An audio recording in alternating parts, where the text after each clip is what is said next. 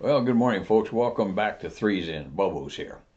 So, in 1975, early in the morning, Jim Ziegler and a student were killed up at Richards-Gebaur Air Force Base on a circling approach. Um, I remember distinctly walking down the hallway and saying good morning to Jim on his way out. I did not know him. He was in M-Flight, I think, at the time, our sister flight. But I remember seeing him and his student, and I nodded and said hi to him. And I was heading down to sign out, and he was already on his way out. And when I got back in from my flight an hour and a half later, I had learned that he had been killed along with his student. And one of the findings in the subsequent investigation was that we did not have adequate circling approach training, either in PIT or with what we were doing in UPT at the time. So they took a look at several options to where we could get a few more circling approaches under our belts. And one of the things they came up with was a low closed pattern at the local base. Now, our typical closed pattern was a climb up to 1,500 feet to inside downwind. This low closed pattern was structured to where we would climb to 600 feet and maneuver then back around to the landing runway. To perform this, we needed weather, of course, and maneuvering airspace for Category E, which the T-38 is. We needed 4.5 miles of clearance around the runway. So they came up with this plan where you would request a low closed and then circle to come around and land, either touch and go or full stop. Okay, so they came up with this idea. Stanival was running the program, and about 2 weeks before the program, they started announcements in our church notes. They would say, okay, on such and such a date, we're going to have low closed practice. The only people flying these patterns will be the Stanival people. Nobody else asked for it. It's just for Stanival. We just want to see how this works. So then the next day, it's 13 days to low close pattern. Only Stanival people will be flying. Okay, fine. Everybody else, keep quiet. Just watch, see what's going on. And so forth it went for the next 13 days. 2 days to low close patterns. These are for Stanival people only. The rest of you guys just keep doing your normal thing. Leave us alone. Okay. And so it went. Well, wouldn't you know it, Jack was on leave during that period. He had taken some leave and went back to Indiana where his family lived. For the whole 2 weeks, Jack was on leave. And wouldn't you know it, Jack shows up on the blessed day of low closed pattern training. Okay, Jack's on a out and back that day with a student, a navigation out and back, and he shows back up on initial.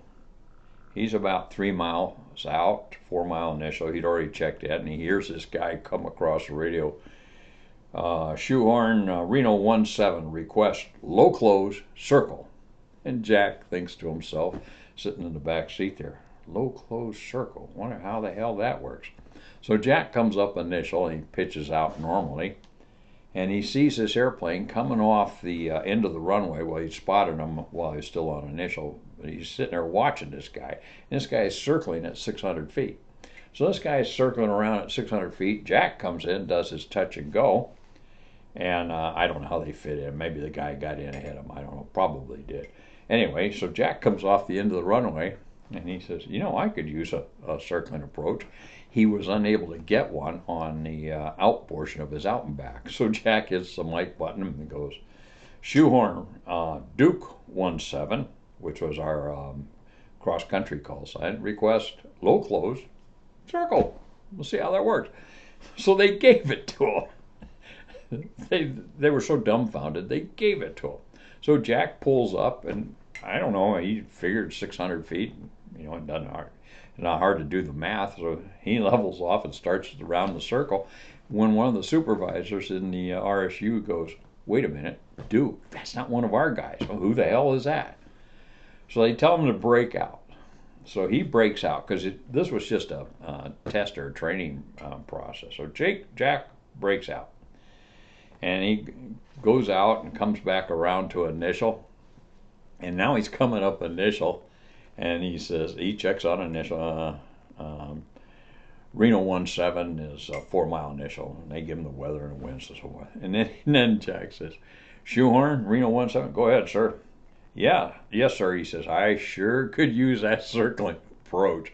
No, Jack, don't do that. Just leave well enough. Pitch out and land or do your touch and go, whatever you're doing.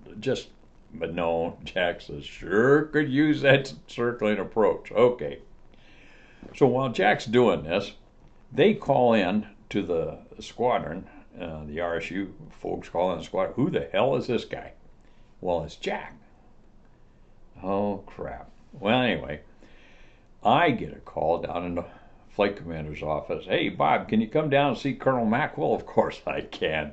My day's going very well. I need my ass chewed today. Because you didn't usually get called down to see Colonel Mack for him to tell you what a great job you were. So I go down the hall and going, what? I have no clue what's coming. So I go in there and Colonel Mack, and I love the guy, to make no mistake, Colonel McMurtry. He was a great ops officer. So I go in, yes, sir, Colonel Mack, what's up? He says, do you not read the ops notes to your people? Oh, Christ. Yes, sir, I read the ops notes diligently. Every day I read the ops notes. Some days twice, maybe. I don't know. Anyway, he says, one of your bozos out there requested a low-close circling approach. Oh, no. And he says, it was Jack. And I said, of course it is. Now, I love Jack like a brother. Oh, good God. Matter of fact, we still are in touch. And to this day, I have a very dear fondness for him. But boy, could he exasperate me. So I sat there while Colonel Mack chewed on me for a little bit longer. And then, I expressed the appropriate amount of anguish to where he was satisfied, and then he let me go. So I went back to the flight room, and now I am pissed. I'm beyond myself. I mean, what more can you do? So I go back, and I sit there just trying, how are you going to handle this? What are you going to do? Okay. So Jack comes in, and I see him walk by my door, flight commander's door, into the flight room. And hey, Jack, got a minute? Yep. So he pops back in, and I say, can you bring your helmet in to me? He says, sure. What's up? And I said, well, just bring it in. So he brings his helmet in. Now, in those days, we had our names on our helmets, and so he came in, he gave it to me. I said, I'll give it back to you in a second. So he didn't think anything about it. He just walked it back in the room. I took his helmet, took a razor blade, and scraped off his name, Jack. And then I put on 10% because there's always 10% that doesn't get the word. And that's the only thing I could do to keep my sanity at that point. I mean, I took my energy and focused it in that. And called him back in later, and I said, Jack, what were you thinking out there? Well, I didn't. I said, did you hear the ops notes? Well, I guess I wasn't paying attention. Well, you ought to pay attention to that stuff. Okay, fine. I said, here's your helmet bag. He said, what's that 10% for? I said, because you're one of those guys that never gets a word. We always have 10% of us that just never seems to get the word. Oh, okay. So he took the helmet, put it back on his rack, on the helmet rack, never thought anything about it. Well, a couple months later, Jack's out flying with the wing commander somewhere or another, and the wing commander, Colonel Smotherman, says, hey, Jack, he says, I'm kind of curious. Jack says, yes, sir, what's that? He says, why do you have 10% on your helmet? And Jack says, because, sir, he says, I seem to be that guy that never gets the word. And Colonel Smotherman says, okay. I don't know what he must have thought during that time. I was going to make another presentation about what I'm going to tell you next, but it kind of fits in here. A few months later, Jack and Jeff, another one of my RIPs in O-Flight, were on a weekend cross-country up to Chicago O'Hara. Now they could go up there because Chicago at the time had a tanker unit, and so they could get ramp space for parking and a start cart for leaving. So they head up there on a Friday afternoon, and wouldn't you know, they show up at 4:30 on Friday afternoon or thereabouts, and Jack, being Jack, calls up the tower, requests a circling approach at O'Hara at 4:30 in the frickin' afternoon. Not only is that absurd, the most absurd part is they give it to him. So here it is, Friday afternoon, and Jack's circling around O'Hara Field. And Jeff says he didn't know Jack was going to do that. So Jeff's sitting there going, holy crap, holy crap, holy crap. There's airplanes all the way around, and Jack's doing this circling approach. I don't know why they gave it to him or whatever, but it it's one of those things. Jack had the wherewithal to pull it off, and it went fine. But when Jeff came back Monday morning, as he was sitting in the flight room telling us about it, he was still shaking. Anyway, that's what I have to start today out for you. Good to see everybody. Thanks for stopping by. This is Bobo. Base gear. Stop.